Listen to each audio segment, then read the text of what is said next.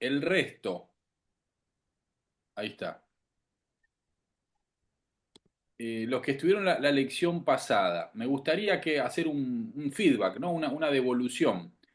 Eh, si tuvieran que decir en una frase, en una idea, ¿qué les quedó de lo que compartimos la primera lección, la clase pasada? Ayúdenme, los que estuvieron. A ver, supónganse que se encuentran en la calle o en el colectivo con un compañero y dicen, el lunes pasado estuve en el Instituto Bautista Moody y se charló de esto, o me acuerdo que comentamos tal cosa. Bueno, a ver, ¿qué les quedó de ese primer encuentro el lunes pasado? ¿Quién se anima?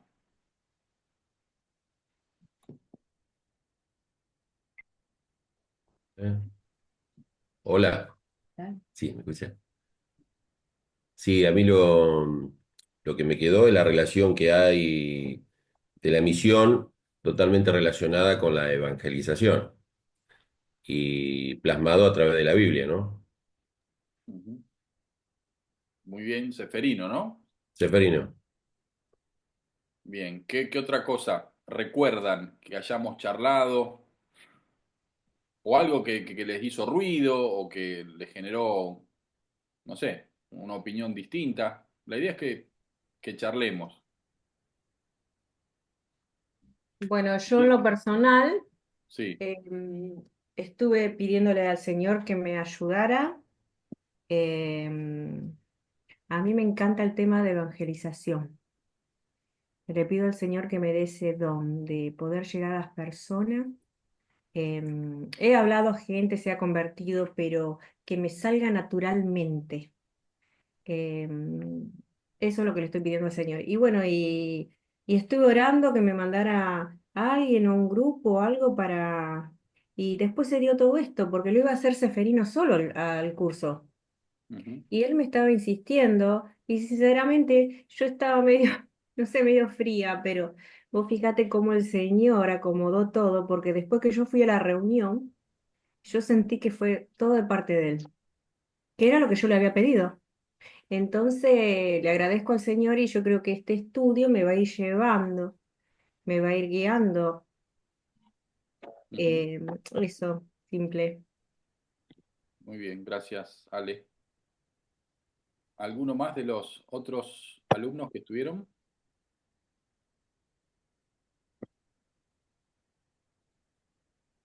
¿Cuál fue? Les ayudo. A ver, la primera lección hablaba de el propósito eterno de Dios. ¿Cuál es el propósito eterno de Dios? ¿Qué creen ustedes en base a lo que estuvimos viendo?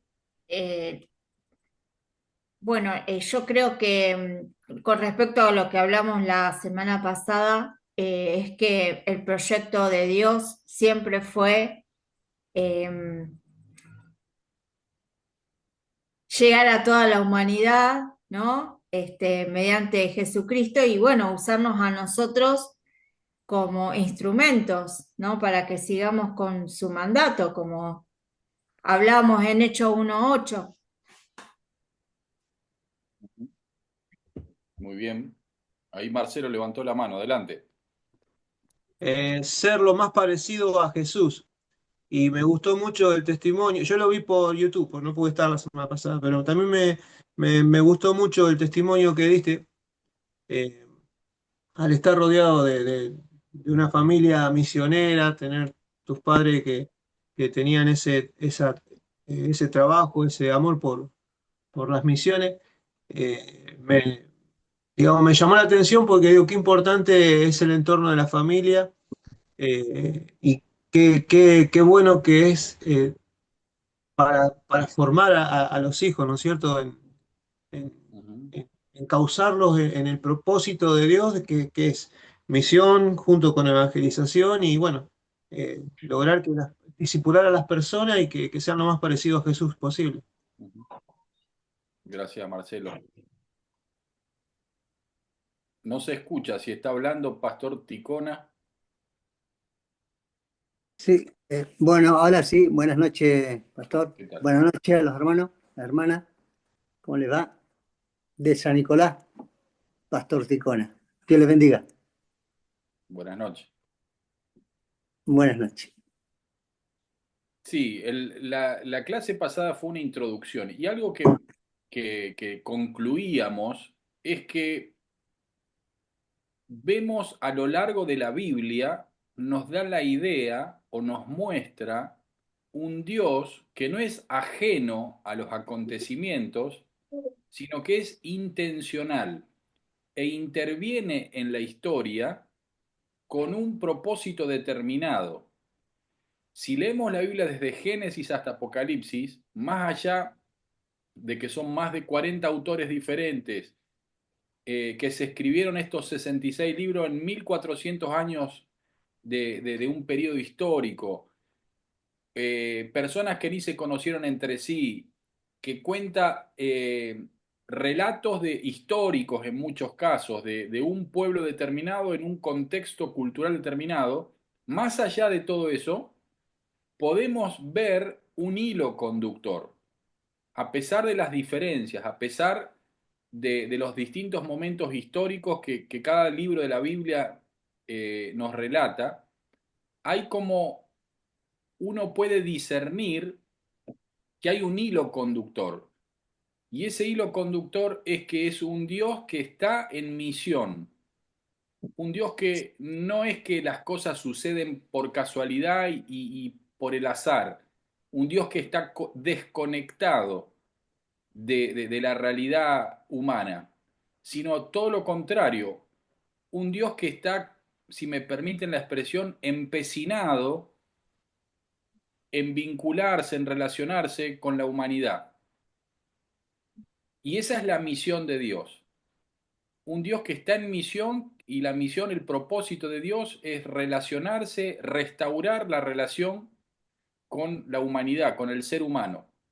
Una relación que se rompió a causa de la espalda que le dio el ser humano a Dios, y a partir de ese momento vemos un Dios que se calza la 10 de Messi y a través de lo largo de la historia va a buscar una y otra vez encontrar al ser humano, al hombre, a la mujer, al niño, al anciano, al adulto. Y esa es la misión de Dios. ¿Cómo se da esa misión? Es lo que estamos justamente viendo y estudiando y es lo que esta materia busca dilucidar, ¿no? Cómo a través de esa historia, cómo a través de la Biblia, que es ese relato de la relación de Dios con la humanidad, vamos viendo que cada acontecimiento que se da tiene una relación con esta misión global, esta misión macro. Esta palabra que ustedes la habrán escuchado en estos últimos meses, ¿no? Cuando hablamos de la economía, se habla de la macroeconomía y la microeconomía. ¿Saben esa diferencia? La macroeconomía hace referencia a las variables económicas generales del país, pero que no afectan cuando uno va a la verdulería de la esquina a comprar. La microeconomía hace referencia a esas situaciones particulares que cada uno de nosotros vivenciamos todos los días. Cuando abrimos nuestra billetera, buscamos el billete con el cual pagamos, nos dan un precio. Bueno, eso es la micro. Lo macro es lo que Milei habló el viernes, que no se le entendió nada, pero bueno, todas esas palabras raras de las variables macroeconómicas, las tasas de interés. Bueno, digo esto porque aunque no entendamos nada, lo escuchamos todos los días, ¿no? Bueno, en la misión de Dios vemos de que hay esa misión macro, donde hay un Dios que quiere relacionarse con la humanidad y establecer un vínculo personal y efectivo con el ser humano para buscar redimirlo, restaurarlo, reconciliarlo con él.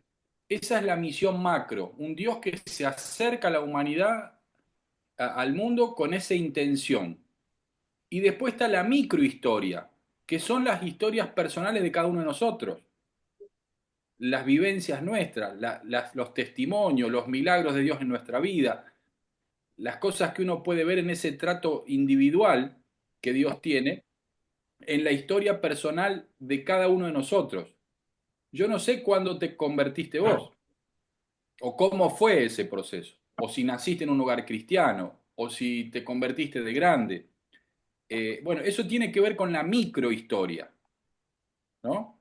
Entonces, al estudiar las bases bíblicas de la misión, podemos ver que en la Biblia, desde el Génesis hasta el Apocalipsis, hay una macrohistoria, un Dios que tiene un propósito, pero después, en cada libro particular y en cada historia, vemos esas microhistorias que tienen una relación con esa macrohistoria. ¿Se entiende esta idea?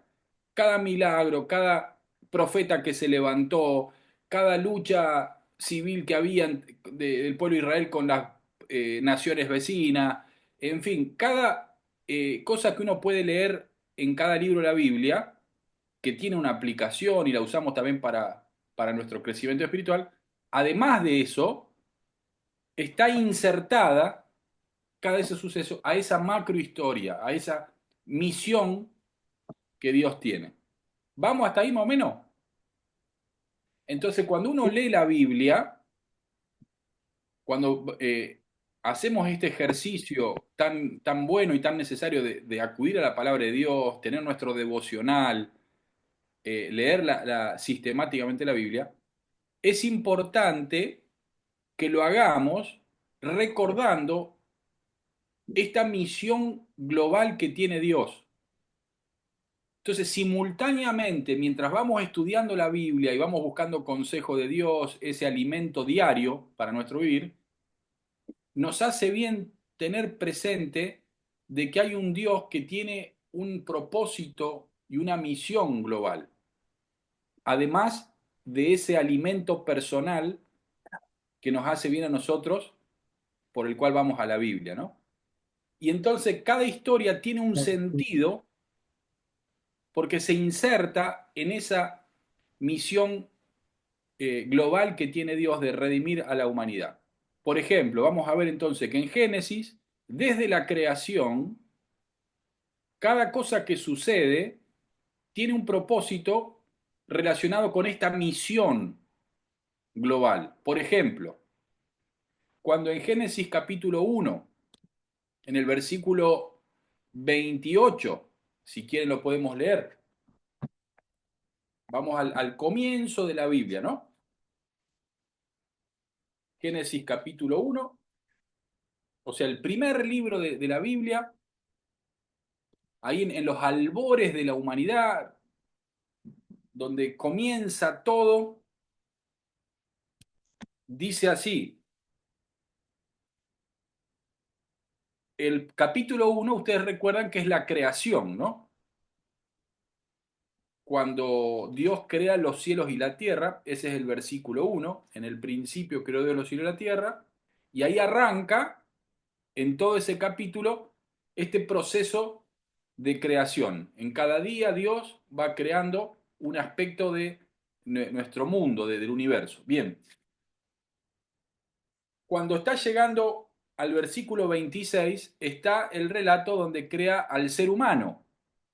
Entonces dijo Dios, hagamos al hombre a nuestra imagen, conforme a nuestra semejanza, y señoreé en los peces del mar, en las aves de los cielos, en las bestias, en toda la tierra y en todo animal que se arrastra sobre la tierra. Versículo 27. Y creó Dios al hombre a su imagen, a imagen de Dios lo creó. Varón y hembra los creó. Y presten atención en este texto, el 28. Y los bendijo Dios y les dijo, fructificad y multiplicaos, llenad la tierra y sojuzgadla y señoread en los peces del mar, en las aves de los cielos y en todas las bestias que se mueven sobre la tierra. Uno puede decir, ¿qué tiene que ver esto con la misión? Está hablando de la creación, ¿no? De cómo hizo a los animales, de cómo hizo los cielos, la tierra, la naturaleza, y ahora crea al ser humano, ¿no? ¿Qué tiene que ver esto con la misión de Dios? Bueno, si pensamos un poquito, ya vemos que desde el comienzo el propósito de Dios fue que ese hombre y esa mujer que él creaba tenía el propósito de que difundieran su gloria por toda la tierra.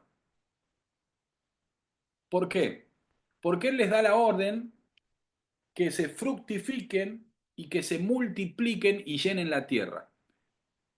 Eso lo podemos tomar desde un punto de vista demográfico, o sea, que el hombre y la mujer se unan, tengan hijos, y los hijos tengan hijos, y sus hijos tengan hijos, y así se vaya reproduciendo unos a otros, pero conjuntamente con ese proceso demográfico, como el hombre y la mujer son portadores de la gloria de Dios, porque acá en el versículo antes dijo que nos hizo a imagen y semejanza de Dios, mientras nos fructificamos y nos reproducimos, nos multiplicamos, ese proceso iba a ser de que la gloria de Dios también se extendiera a todo el mundo. ¿Se entiende esta idea? Entonces, no solamente es un hecho biológico, sino que también tiene un concepto espiritual. Dios crea al hombre y la mujer, le infunde su aliento de vida, pero también le infunde su imagen y semejanza, su gloria, su capacidad de raciocinio, su capacidad de creación, su capacidad de sentir, de programar, de imaginar. Todas esas cualidades que tiene el ser humano son un reflejo pequeñito de la gloria de Dios.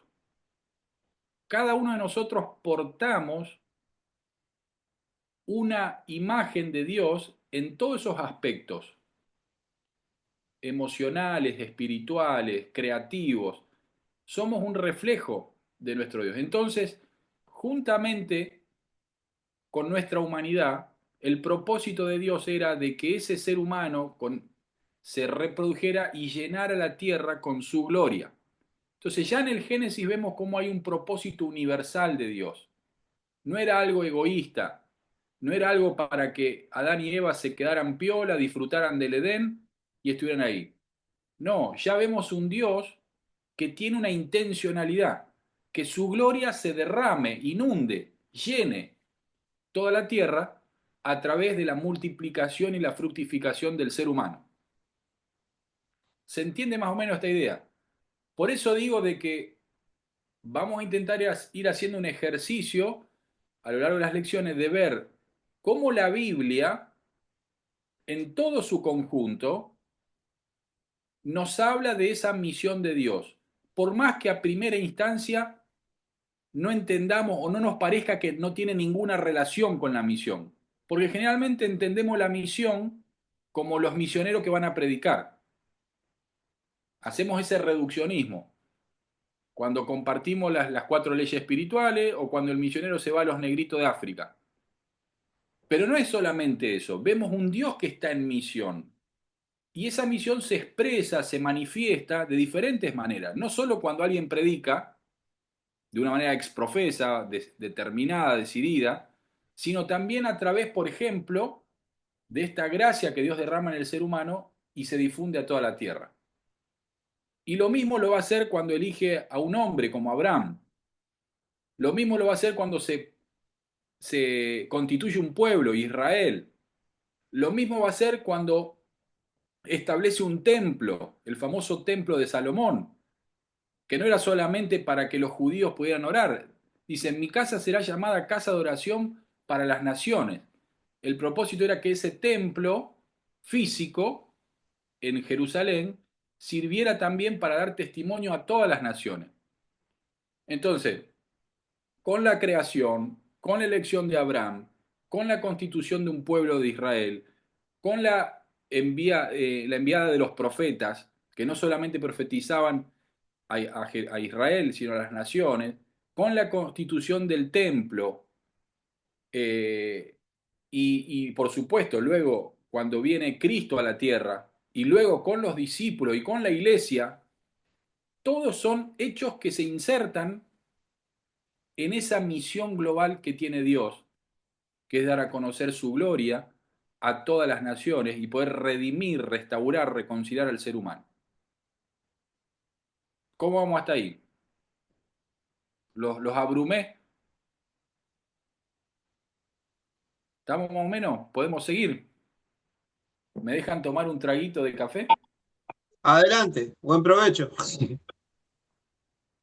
Hola, ¿qué Café. tal, compañeros? Pude, pude sumarme ahora recién. Bienvenido, Héctor. Bueno, entonces, el lunes pasado tratamos de buscar qué texto en la Biblia resume el corazón de la misión.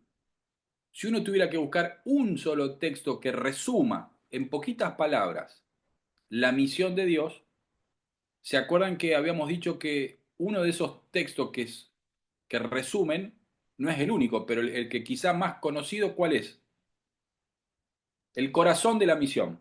Juan 3:16 dijimos. Va, vos Muy dijiste. bien. Juan 3:16, ¿se acuerdan que algunos años atrás, los que son más viejitos y que vieron los mundiales de fútbol por televisión, solían poner el cartel John 3:16, ¿se acuerdan? En las tribunas. Después la FIFA lo prohibió porque no quería que se haga como proselitismo religioso. Pero ¿por qué se ponía ese texto?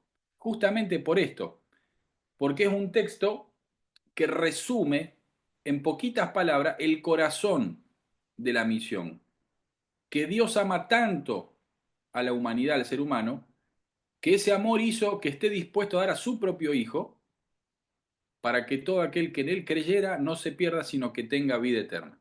Eso es el resumen del corazón de la misión. ¿Tá? Y la otra cosa que dijimos es que cómo se expresa esta misión. ¿Cómo podemos ver también en la Biblia un texto bíblico que expresa esta misión? Y habíamos dicho que el texto también, uno, porque no es el único, pero un texto que expresa claramente es el famoso texto de Hechos 1:8, que se lo conoce como la Gran Comisión. ¿Recuerdan esto? Y no sé si habrán podido leer la lección, pero lo que buscaba la lección era desgranar cada una de las frases de este texto, que si lo recuerdan, lo podemos leer, algunos lo saben de memoria, no sé si ustedes lo saben de memoria, pero dice así: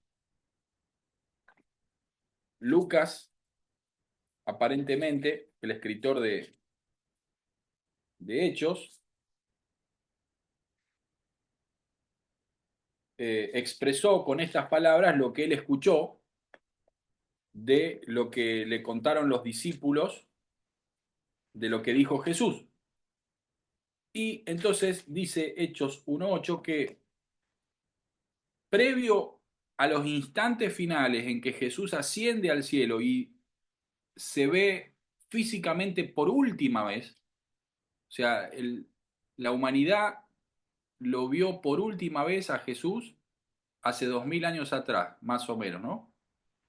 Y minutitos antes de ascender al cielo, creemos que se da este texto donde Jesús deja estas últimas palabras de encomendación, de ánimo y de dirección a sus discípulos, sus seguidores, de los cuales nosotros somos herederos. Porque esos poquitos discípulos comenzaron este movimiento que se llama iglesia y que ha ido prosperando y perdurando ininterrumpidamente a pesar de vicisitudes y luchas y persecuciones hasta nuestros días. Por lo tanto, nosotros somos parte de esta iglesia que comienza hace 2000 años atrás con estas instrucciones de nuestro Señor Jesús. Y dice en Hechos 1:8, habíamos dicho de que los discípulos le hacen una pregunta a Jesús. ¿Cuál era la pregunta que le habían hecho? ¿Se acuerdan? Restaurar ¿Restaurarás Israel en este tiempo? A Israel. Muy bien. Ellos habían pasado 3 años con su maestro aprendiendo de él, viendo cómo se desenvolvía, les enseñaba cosas novedosas, contrastaba la ley que ellos conocían de memoria, pero se las interpretaba de una manera nueva, novedosa. Lo vieron hacer milagros, lo vieron confrontarse con las autoridades religiosas. Estaban en todo ese proceso de entender, de conocer a Jesús, de romper paradigmas, estructuras mentales, religiosas. Y en ese proceso, antes de que Jesús se vaya, le hacen una pregunta: Señor, ¿cuándo vas a restaurar el reino de Israel? ¿Por qué? Porque la teología de ellos, de acuerdo al conocimiento que ellos tenían de la Biblia, que es el Antiguo Testamento, sabían que el Mesías, una de sus funciones era que iba a restablecer al pueblo de Israel como una nación libre. Y eso es correcto, es así. Las profecías hablan de esto. Solo que Jesús les aclara, por eso acá le dice, de que eso va a suceder, pero no en este momento, porque Él no les niega de que eso iba a acontecer. Simplemente les cambia el enfoque y les dice: esto es lo importante, amigos. Yo entiendo de que ustedes leen la Biblia, sé que la estudian hace muchos años y que les han enseñado los rabinos, interpretando los profetas, de que el Mesías va a traer restauración y liberación. Es correcto eso, no lo pongo en duda, dice Jesús. Pero déjenme que les muestre qué es lo importante. ¿A dónde quiero que enfoquen ustedes la atención? Por eso el Señor Jesús le dice: no les toca a ustedes saber los tiempos o las sazones que el Padre puso en su sola potestad. O sea, no niega eso. Dice: es cierto, pero no nos toca, no les toca a ustedes saber cuándo va a acontecer. O sea, no es hoy lo importante eso. Y entonces ahí viene este texto, dice: pero recibirán poder cuando haya venido sobre vosotros el Espíritu Santo, y me seréis testigos en Jerusalén, en toda Judea, en Samaria y hasta lo último de la tierra.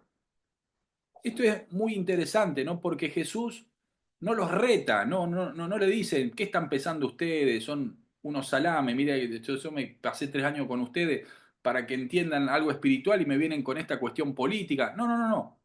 Jesús no niega eso. Y de hecho era un reclamo lícito, porque Israel estaba siendo sojuzgado por los romanos, antes había sido sojuzgado por otras naciones y potencias, o sea que venían de siglos siempre siendo pisoteados, de estando bajo la bota de otra nación, ¿no?